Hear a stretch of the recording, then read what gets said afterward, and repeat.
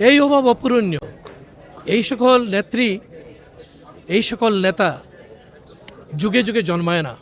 এই সকল নেত্রী, এই সকল নেতা যুগে যুগে জন্মায় না, ক্ষণে ক্ষণে জন্মায় না, এরা শতাব্দীতেও জন্মায় না।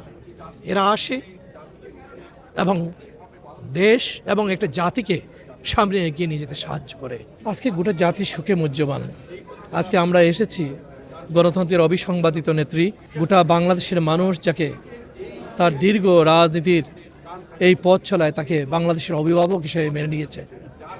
আজকে তাকে আমরা সমাহিত করলাম এখানে আমাদের প্রিয় নেতা বাংলাদেশের সাবেক রাষ্ট্রপতি শহীদ প্রেসিডেন্ট জিয়াউর রহমানের ঠিক পাশেই। আজকে মহান আল্লাহর দরবারে আমরা কায়বানুপক্ষে প্রার্থনা করলাম আল্লাহ যেন তার এই যে নেত্রী আমাদের সারা জীবনটা যিনি দেশ এবং দেশমাতৃকার জন্য, দেশের স্বাধীনতা এবং সার্বভৌমত্বের জন্য যিনি তার জীবনটাকে অকাতরে বিলিয়ে দিলেন, সেই নেত্রীকে যেন আল্লাহ বেহেশত নসিব করেন।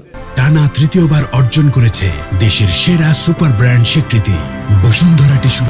আমরা এখান থেকে শপথ নিলাম যে তার অনুসৃত পথে আমরা আমাদের বাকি সময়টা আমরা আমাদের রাজনৈতিক জীবনে চলব।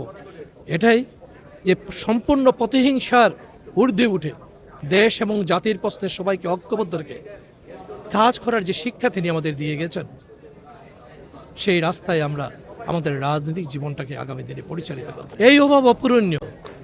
এই সকল নেত্রী, এই সকল নেতা যুগে যুগে জন্মায় না, ক্ষণে ক্ষণে জন্মায় না, এরা শতাব্দীতেও জন্মায় না। এরা আসে এবং দেশ এবং একটা জাতিকে সামনে এগিয়ে নিয়ে যেতে সাহায্য করে। এরা হয়তোবা শতাব্দীতে একজন আসে, অথবা শতাব্দীর বাইরেও একজন আসে।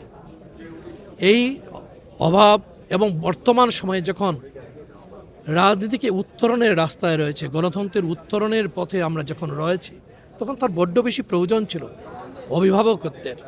যে অভিভাবকত্ব তিনি 5ই আগস্ট পরবর্তী পর্যায়ে গোটা ফ্যাসিজম বিরোধী সকল শক্তিকে ঐক্যবদ্ধ করে দেখিয়ে দিয়েছেন। সবাই থেকে গোটা জাতির অভিভাবক হিসেবে মেনে নিয়েছে। তিনি শুধুমাত্র সাবেক প্রধানমন্ত্রী হিসাবে তার পরিচয় তার ছিল না, কিন্তু শুধুমাত্র যে তিনি একজন বিএনপির চেয়ারপারসন হিসেবে সেই সীমাবদ্ধতা রাখেন, গোটা জাতি তাকে সেই সীমাবদ্ধতার ঊর্ধ্বে উঠে তাকে জাতির অভিভাবক হিসেবে মেনে নিয়েছে। কীভাবে কাজ করলে একজন মানুষকে জাতি মূল্যায়ন করে, এটা তার অর্জন। এই অর্জন সবার ভাগ্যে জুটে না। আমরা আজকের এই দিনে তাকে অনুসরণ করব, তার জন্য দোয়া করব এবং জাতিকে গণতন্ত্রকে সামনে এগিয়ে নিয়ে যাব।